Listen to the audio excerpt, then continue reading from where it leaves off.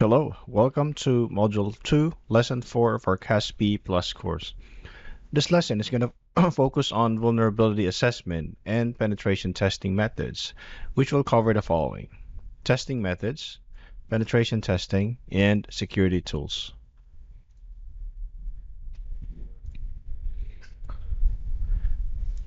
So testing methods, right? So depending on the scope of the tasks, different methods can be used to identify potential security holes in an organization. Attackers and security professionals both conduct vulnerability assessments in order to find any weak points in our network's defenses and searching for the same vulnerabilities. Now, let's talk about the following testing methods. The first one is static analysis.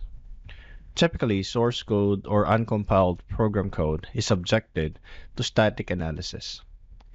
It makes it more difficult for an attacker to gain access because it requires access to the source code. The source code could be provided to the tester during a penetration test so they could perform this kind of analysis. An essential step in reducing the risks associated with vulnerable code is static application security testing, or SAST. Static application security testing, or SAST. Next is dynamic analysis. So systems that are currently in use can be the subject of dynamic analysis. If it's software, then the code has already been compiled and is being evaluated with dynamic tools. Next is side channel analysis. So here, measurable outputs are the focus of side channel analysis. The code itself or the actual encryption technology are not under attack. It necessitates the observation of network signals like CPU cycles, power spikes, and noise. Artificial intelligence and powerful computing technologies can be used to analyze the electromagnetic signals. It would also be possible to create the encryption key that is being used in the transmission using these methods.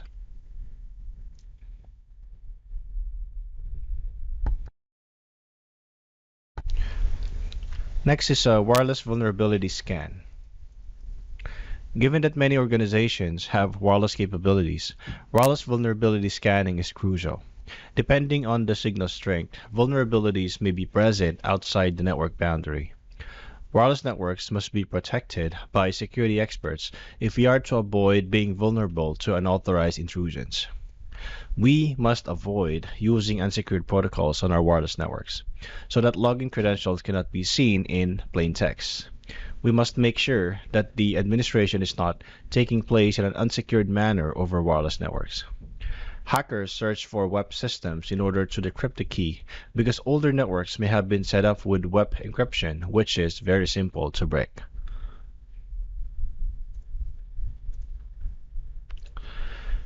Next is SCA, or Software Composition Analysis. It is estimated that open source software makes up about 90% of all developed software, and this was around 10% in the year 2000. By reusing code, open source software can be incorporated into developed software. It can also be incorporated when a business buys a commercial off-the-shelf products or COTS. Other sources of open source software could include third-party development, third-party libraries, and developers using code repositories. All open source code used in your environment can be analyzed by SCA. Any third-party code that is incorporated into your production systems must be visible, so all third-party code usage can be found using SCA tools. And the last one is fuzz testing. So here, input validation error handling will be tested on the compiled software using fuzz testing. In an effort to introduce errors into the running code, fuzzing will send the application seemingly random inputs. To program and interpret the potential errors that are generated, a fuzzer needs a certain level of expertise. Now, automated fuzz testing is now frequently incorporated into the DevOps pipeline to maintain automated testing of its infrastructure and to record errors. Google used a program called Cluster Fuzz. We put it here. Cluster Fuzz. Okay. In addition to obtaining independent confirmation of the security posture of networks, systems, software, and users, it will be important to perform regular vulnerability assessments against enterprise networks and systems. Now let's go to the next topic, which is about penetration testing. So although internal teams can carry out penetration testing, regulatory compliance may require obtaining independent verification. It's critical that you select a pen testing team that is knowledgeable and reliable. Government agencies in the UK are advised to hire a pen tester who has once the following credentials by the NCSC, or the National Cybersecurity Center. Okay, so the use of an industry-recognized framework by penetration testers is very important. There are numerous options available, like Open Web Application Security Project, or OWASP. These are all very, helpful tools. And they provide direction, enabling organizations to choose testing standards to satisfy regulatory compliance. So here's a website that provides more information about pen testing. The penetration testing execution standard is one of the widely used standards. Okay. So what's needed here, right? So what are the flow? The first one is at least to get the requirements, right? Understand the requirements. So it's very crucial to comprehend or have a clear understanding and the precise purposes of the engagement when an organization is getting ready for security testing, so that the report will be very valuable. So some questions like, are we trying to get ready for compliance with the law? Maybe we're checking to see if our staff members understand security. So getting a clear picture of the goal or the requirements is very important. Next is box testing. It is important to think about how realistic the assessment will be when simulating an attack from an attacker who is highly skilled and motivated when analyzing the assessment requirements. So there's a couple of types of box testing called the white box, gray box, and the black box. So what's the difference? So in the white box testing, so when the attackers have access to all pertinent data for the engagement, this is what you call as white box testing. Therefore, they would provide the source code and the system design documentation if the penetration testers are testing a web application and the customer wants quick results. Also, a full knowledge test is another name for this, right? So this is white box. Now, what's a gray box? When we don't have a lot of time, right, gray box testing, which lies between white and black, might be a good option. By making physical and logical network diagrams available, we could do away with reconnaissance and footprinting. Another name for gray box is partial knowledge test. And the third one is a gray box. Third one is black box. So in black box testing, the testers will only be provided with information that was already available to the public. A zero knowledge test, right, is also another name for a black box. So with a test that simulates an actual external attacker, the customer's objective might be to learn more about how secure the business is. Third is a post-exploitation. So here, collecting as much data as you can from infected systems will be part of post-exploitation. Persistence is necessary during this stage as well. It's crucial to abide by the engagement guidelines that have already been established with the client. Privilege escalation, data exfiltration, and DOS, or denial of service, are examples of frequent activities. You can also visit this link for a complete list of activities. So let's try that. Okay. All right, there's just a lot in here, right? So post-exploitation. Okay, so please take time to explore this specific website, right?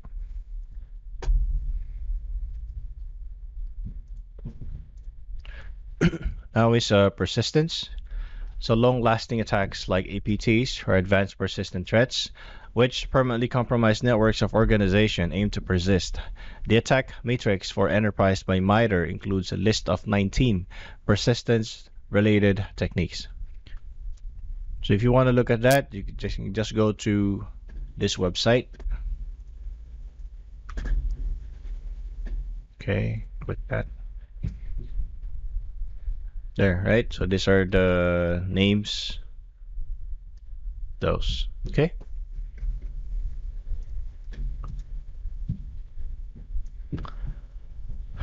So there's also several methods that is listed, right? Like account manipulation. You can also see it here, right? Account manipulation, background intelligence, transfer services, boot or logon auto start execution, boot or logon initialization scripts, browser extensions, compromise client software binary, and creation of accounts. Next is pivoting. In order to move laterally through the network to larger and more significant areas, an attacker must first get a foothold on a compromised system. Usually, a known built-in account will be used as a backdoor to accomplish this. There are 9 lateral movement techniques listed in the MITRE attack matrix for enterprise. So here's the list of typical pivoting strategies, right? Like exploitation of remote services, spear phishing, lateral tool transfer, remote service session hijacking, remote services, replication through removable data, media, software deployment tools, taint shared content, and use alternate authentication materials. So again, right, the pivoting process is important for learning about systems on different network segments because it enables a tester to move laterally through networks. And the last one is rescanning for corrections and changes. So action on the findings of pen testing is crucial for management and security professionals. The most critical risks should be given priority when implementing controls to fix problems. Now, to evaluate the controls, we can perform additional tests. And to evaluate the security posture of networks, systems, and users, security experts and pen testers will employ a variety of different tools. Okay, now let's go to the list of security tools. So there's actually a numerous number of tools available to find and gather security flaws or to conduct a more thorough analysis of how systems and services interact. The scope of the test during penetration test may leave the team with no prior knowledge of the network. Black box testing would be used to describe this. Reverse engineering methods would need to be applied to applications, and the team would need to deploy tools to enumerate networks and services. All right, so on the next few slides, we're going to examine all of these tools. First is the SCAP scanner. So using input files like STIGs, that's what we discussed from the other lessons, and other XML-based configuration files, a SCAP scanner will be used to report on deviations from baseline. By identifying the operating system and software installed using CPE standard, the SCAP scan will also look for any vulnerabilities. The SCAP scan can now look for known vulnerabilities associated with CVEs after the information about installed product has been gathered. So as you will see here, OpenVAS SCAP scan, right? Here's a view of that. So OpenVAS is an oval compliant SCAP scanner, and this figure displays the findings of a scan with critical vulnerabilities listed first. This is the severity level here. So a vendor fix in the form of a software update is available to address one of the vulnerabilities with a critical rating. So as you will see, this is the vendor fix, right? And this is the recommended solution as well. So it means you might probably need to upgrade your Wireshark version, right? And you will see the impact here if you don't upgrade. So of course here, there will always be a course of action. Like what I've said, you just need to download a patch. It could be changes in the configuration. There could be a workaround or an installation for each vulnerability found. Next is a network traffic analyzer. So the gathering of baseline traffic is also important. This enables experts to understand typical traffic patterns and recognize anomalies. As we can identify trends, these tools can be helpful for capacity planning. So as you will see, the breakdown of network traffic flow is shown on this specific graph, right? So it's important to take into the account that the security posture of the network's connected devices, in addition to understanding network traffic patterns. Vulnerability scanner. So open listening ports, improperly configured software, and the lack of security updates, some shady or malicious web application security, and many other types of vulnerabilities can all be found using a vulnerability scanner. As you will see, this illustration depicts a website vulnerability scan. Although a vulnerability scan is crucial, it may not find additional data in the protocols and payloads of network traffic. That's why we're going to talk next about the protocol analyzer. So when we need to perform DPI or deep packet inspection on network traffic, a protocol analyzer is helpful. Common applications of this technology include TCP dump, T-Shark, and Wireshark. Utilizing a common file format, network traffic can be captured for later analysis using the tool. This tool could be used to verify the use of insecure protocols or data espionage. As you will see, this image depicts Wireshark in action while capturing unencrypted FTP traffic. A protocol analyzer won't be the most effective tool when the network needs to be enumerated or mapped, and the best option might be an active scan.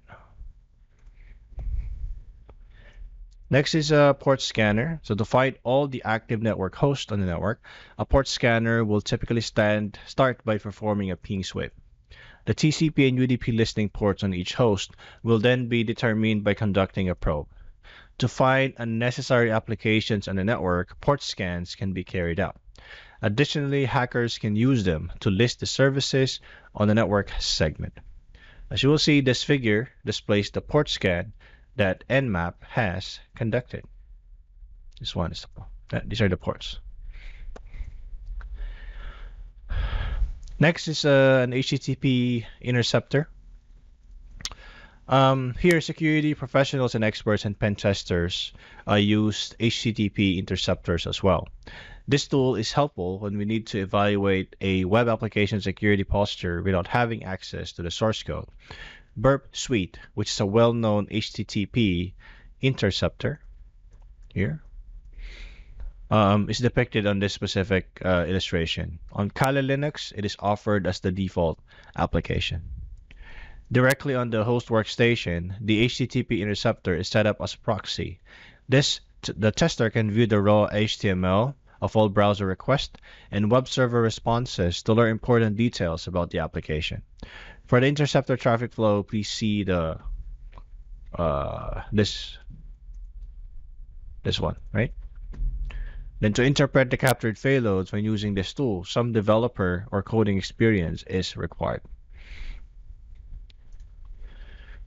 Next is the exploit framework. An exploitation framework can be used by penetration testers to send payloads to network hosts. Usually identified vulnerabilities are used to accomplish this. So Sniper, Core Impact, Canvas, and Metasploit are examples of well-known frameworks. So to ensure that all vulnerabilities are found and tested, exploit frameworks must be kept up to date.